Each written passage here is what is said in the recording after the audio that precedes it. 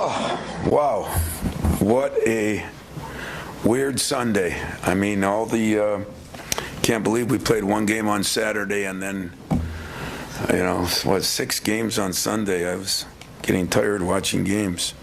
But, some things did fall in our way, I guess. I'm not sure. There was one or two that were surprising one way, one or two surprising the other way. But in general, I don't apologize for anything. I think we earned everything. I still think we had the toughest schedule, and I think we did our job.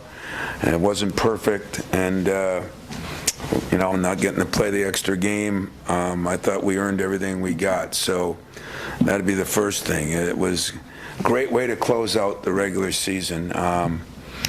You think of what we went through, but think what our fans went through. Think what our students went through. Think how many stayed.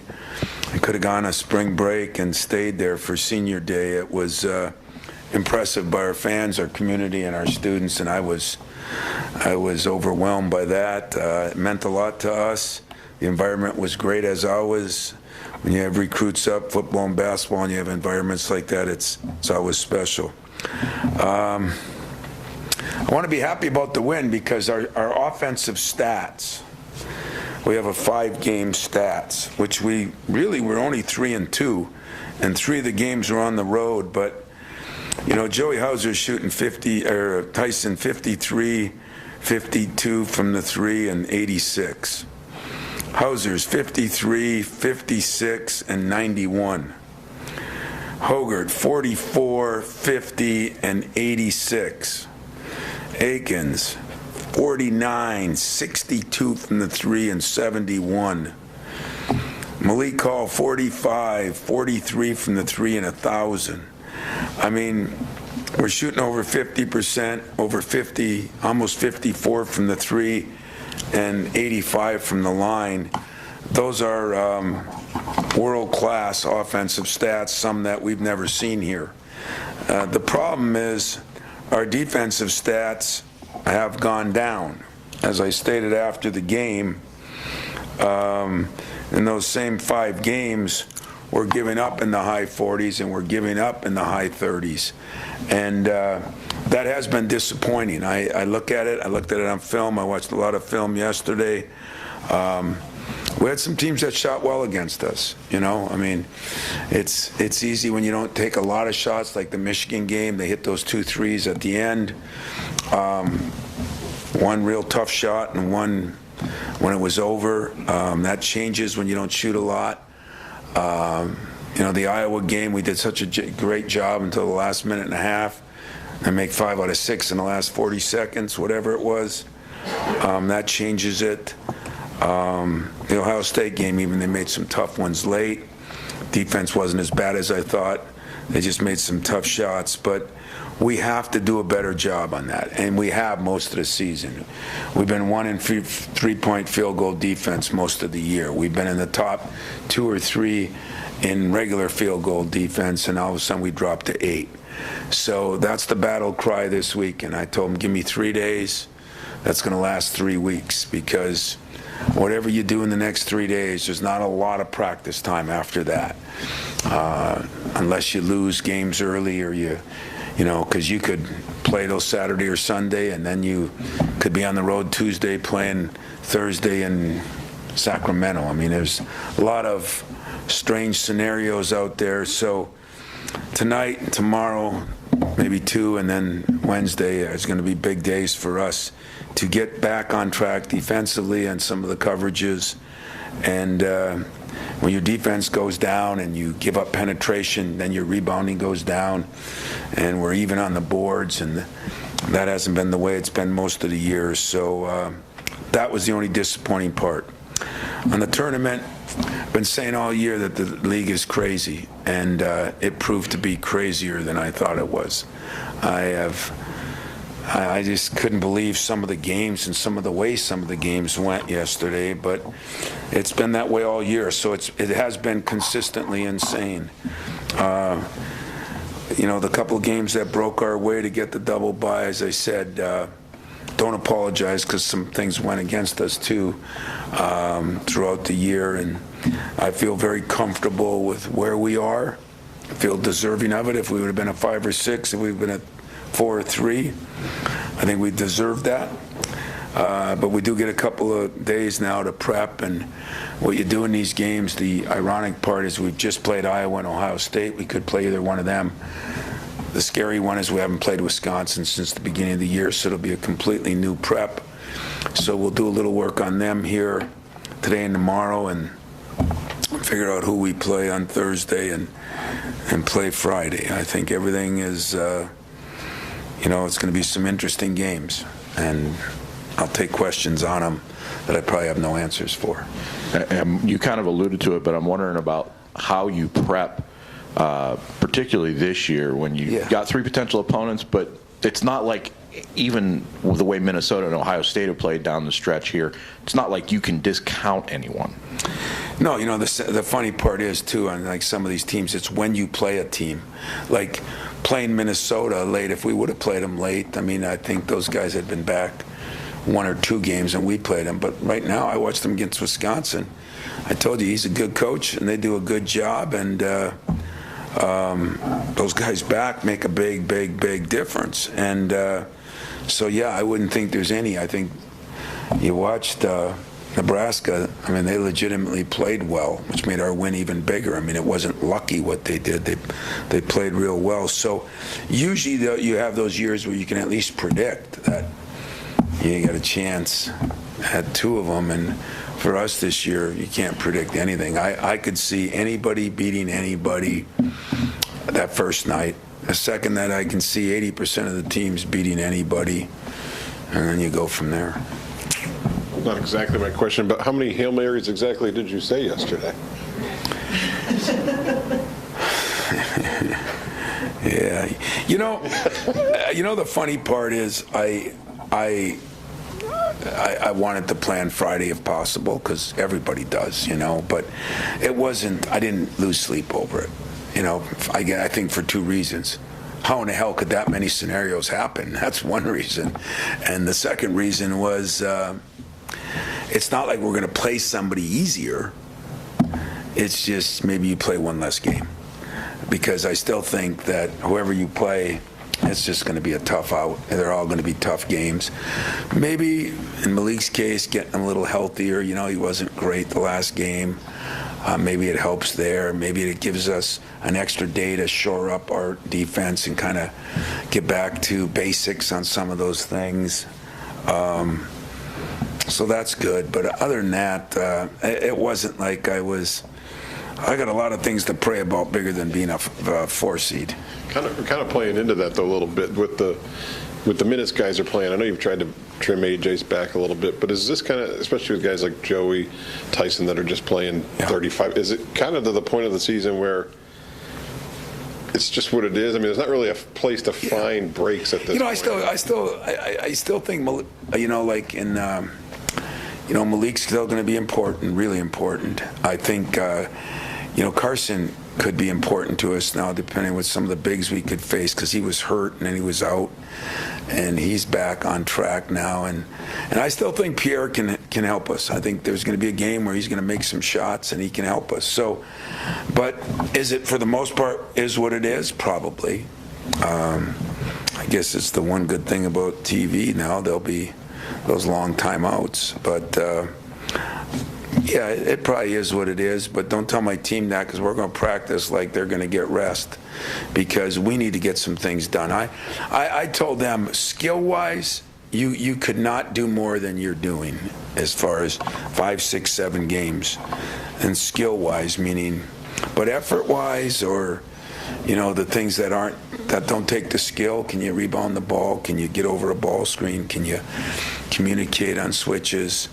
Those just take effort, and that's kind of what we're going to work on, whether it be physical or mental. That's what we're going to work on.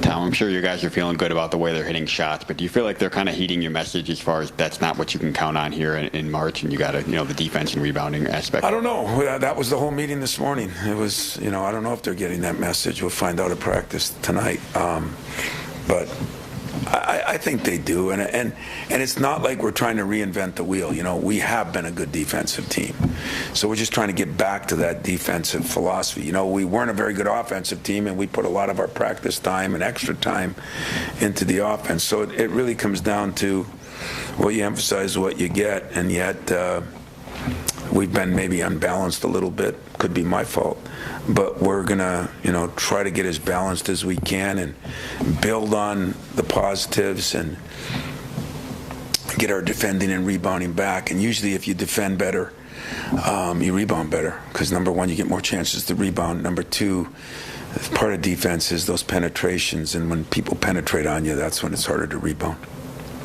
Tom, obviously this is the prelude to win or go home time, but how much do you really try to impress upon them, play like your future depends on it? Exactly what I talked about today. I said these next 3 days of practice will be for the next 1, 2, or 3 weeks, however long you want to stay in it. But it is win and go home. It is one and done time. And then everything you do, it's one and done for the Big Ten tournament, and it's one and done for the season, And but that's, this team should be wired for that. They should be ready for that. They faced every obstacle you could face and then some that I didn't think you could face. And so they've been battle tested. They've played good schedule. They've been under adversity. They've gone through tragedies. They, whether they are mentally tough enough now and not fatigued mentally, that'll be the difference. If they get themselves ready to go mentally, I think physically we'll be fine. And still think I said what I said, and I still believe it. I still think this team's good enough to make a run, and that's always putting myself out there a little bit, but I don't always say it. Or if I do, I just lie to you guys, and I don't believe it deep down, but I say it and I believe it, so we'll see if we can do it. You talk about the offensive numbers in the 5 games, and the jump is obviously noticeable, and I'm wondering what you see that's caused it, if anything, and is it Jaden's emergence a little more and giving one more person to overwhelm other teams, or what has sort of led to this change? Well, we really harped on ball movement, and Monty did a good job on that. We really harped on. We just felt like we were dribbling the ball to death, and I think some of you thought that too. 10 games ago, and so we talked about moving the ball more. We talked about getting our break going a little bit better. AJ's done a better job of that. We talked about getting to the free throw line. I would say, let me look here. We've done a better job of it. The free throw line, we're getting there 18 times a game. We were down in the 12s and 11s, and we're shooting such a good percentage that makes a difference. But I just think in general, you're right. Jaden is coming into form. Malik gives us something, and he's not quite there yet. But when you have one more guy to guard, then it leaves some openings for Joey and Tyson, who are playing well. And because AJ, I think, is moving the ball better and doing some better things, that's a plus there too. I don't ask many X's and O's questions, and I'll leave those to Jack. But you're averaging 80 points a game, like 5-6 games, and your defense is not up to your expectations. My question is, can you have it both ways? Can you fix one and still be proficient at the other? My answer would be hell yes, but my real answer would be we'll see. Because I think that's what needs to happen, we're averaging 85 a game in the last 5 games. Now that's with the 100-point game, but our opponents are averaging 80. But that's with the 100-point game. If you take that out of there, we're probably both in the high 70s and then in the mid 70s. I'd like to be 80 and have them 70, and I'd be satisfied. That doesn't sound like too big of a deal, but I think you'd all agree, and some of it is when you score more points. Like, you look at it 2 ways. You're worried about the points you score, or you're worried about the shooting percentage. I'm more worried about the shooting percentage, because sometimes teams hold teams to not many points because they walk the ball up and there's not many opportunities. So I look at percentages more, and I'm not happy with our defensive percentages. I haven't been happy with the second chance points in most games. We're not as good a rebounding team, and sometimes we've been playing a little more small ball. And Malik isn't the same yet. He's not. And guarding or rebounding the ball. And but I think he's got a chance to. And if he does, that's another big lift like Jaden's given us, you know. So we'll see, but I don't see why you can't have both. I really don't. Coach, well, how great the offense has been lately. If the defense can come up to par with the same as offense, how dangerous can this team be, especially with the defensive stops can open up more threes in transition since you have one of the nation's top shooting offenses? Yeah, well, I'd say that's a good way to put it. And if you get more chances because you stop people, you get more fast breaks. If you get more fast breaks, you got a better chance to score, number one, maybe to the rim, which AJ's done a good job of. Malik is actually getting better on that wing now in that respect. But if AJ, and we're pushing it, flattening the defense out, the kickbacks for Joey and Malik would be even better. And, Malik hit a big three. I mean, Malik took some steps this week. Missed some shots early, came back and nailed that three on the break. It's good to see that. It's good to see him doing the things he needs to do to get his confidence back. And so, it's always nice to be a good offensive team. Everybody likes that, whether it be media people, moms, players. But I like doing the things that it takes to do to win, and not many people win just by shooting threes or making offensive plays. You got to be able to guard, you got to be able to check somebody, and you got to be able to rebound the ball. And the other area that has improved, that's helped us, is our turnovers. I mean, even like last game 8, the Nebraska game, it was 7, and at the last minute we turned it over 3 times on a couple of dumb plays when the game was over. The one game that we turned it over a little bit more, I think, was Michigan. We had 14, and that causes you to lose games. So turnovers have been down in general. We're down to 10. We'd like to get under 10, but down to 10 has been a big reason, too, because we're getting more shots. What we're not doing that this program has done, that the culture is here, is offensive rebounding as well. I mean, it was really good second half of the Nebraska game, but has not been. I think we had 8 last game. As I look here, offensive rebounding, our opponents have 6 or 7 more than us. That should be illegal. Here it shouldn't be the way it works, but that's the effort-related things that all comes down to, are we defending well enough? Because the defense ends with a rebound. It doesn't end with just the defense. Tom, you built this program on rebounding dating all the way back to 95, that first win over Arkansas. When things aren't happening that way, is it execution or is it attitude and mindset? I think it's effort and mindset, to be very honest with you. I really do. I do not think we're going aggressively enough. Jaden was one of my best offensive rebounders. When he got hurt, he hasn't gone the same way. Malik definitely hasn't gone. Those are 2 really good offensive rebounders. Then the defensive side, those same guys that we're not cutting out quite as well. We're not being as physical. Now, we're not as physical of a team in general. And then the problem is, I used to go in the locker room. You bring up the Arkansas game. I think we had 24, 26 offensive rebounds. That's when Judd Heathcote coined it, that your best offense is the missed shot. And the players knew we were going to miss the shot. The coach knew that we were going to miss the shot. We just fooled the opponent thinking that we'd make the shot, and we were sending 4, and we were doing that. So some of it is a little bit, we've had to change a little bit when we had the injuries. We've had to change from how we practice. We've had to change from getting back on defense and worry more about transition than that.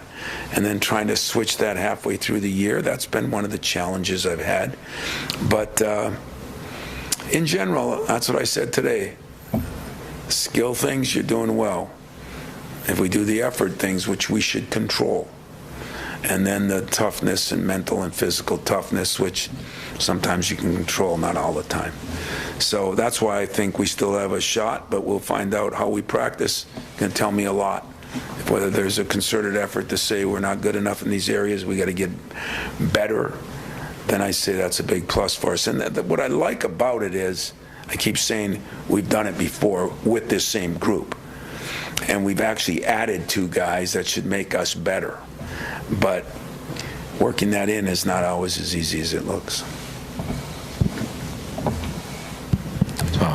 It's the 25th anniversary of the Big Ten tournament, and you've seen it go from 11 to 12 to 14. And what is it right now compared to when it started, and what do you see the future of it in the coming years as the league keeps growing?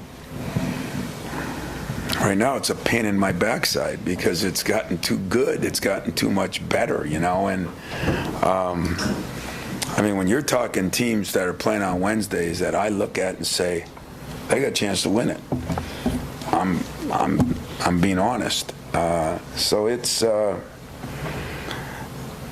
really good, and you know, I'm not sure. I liked it more when I started. I understood why the Knights and Katie's weren't as crazy about it. I still question a little bit that last Sunday because I just don't know if it helps anything, and I think that's sad as far as the selection goes. But I think the one thing I do like about it that is got a little football to it is bowl games get 3 weeks. The fraternity brothers in California talk to the fraternity brothers in Florida and New York, and it's guys' weekend out. Well, nowadays the girls do the same. The sorority sisters in here get with the sorority sisters. It's just a place where you can plan something. You know, like the NCAA tournament, you find out Sunday you could be playing Thursday. Hell, you guys can hardly plan. I can hardly plan. But the Big Ten tournament is something that, you know, if I was an alumnus of here, I would make sure that it'd be a great way to stay in touch, a better way than Facebook, put it that way, to stay in touch with your friends. And I could see a weekend in Chicago or a weekend in Indy, and to me, that's, when I'm done, that's what I'm going to do.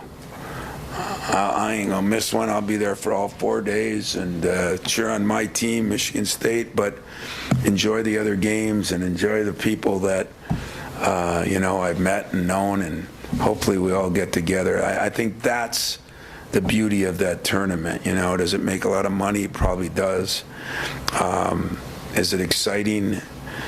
For the fans, it is. For the coaches, it's nerve-wracking. But is it something for our alums to really wrap and embrace their arms around? 100%. I mean, to me, that would be. And I talked to a lot of them that are doing that. You know, there's a lot of them come back there and can't even get tickets and go to that Michigan State bar over there and, you know, drink water and cheer on their team, I'm sure. When you're done, you can create a Facebook profile.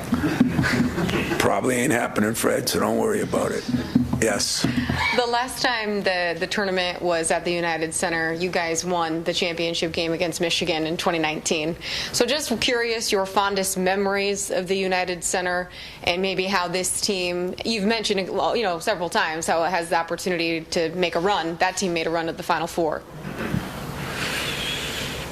Yeah, I'm just trying to remember. I mean, the game was, I remember Mark D'Antonio brought players over. That's when you could do that. Remember, he brought a bus with some guys, and so McQuaid went nuts, didn't he? Didn't McQuaid go nuts? Arnie got hurt.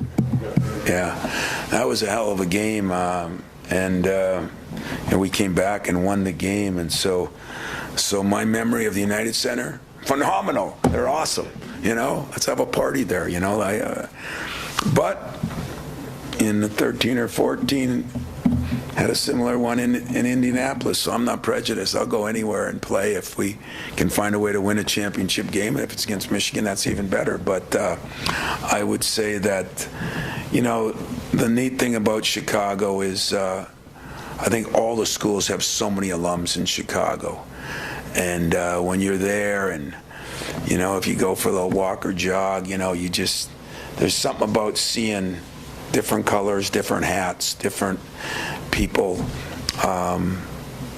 That's one of the neat parts about it. So I like Chicago. I like Indianapolis. I like every place we go and win on that Sunday would be my favorite place. But Chicago has been, I think, pretty good to us and pretty good to our alums, and we have a lot of alums there, so that makes it a great place for us to go. This class doesn't have a banner. Is that part of the rallying cry at all? Yeah, you they don't get have a one? banner yet.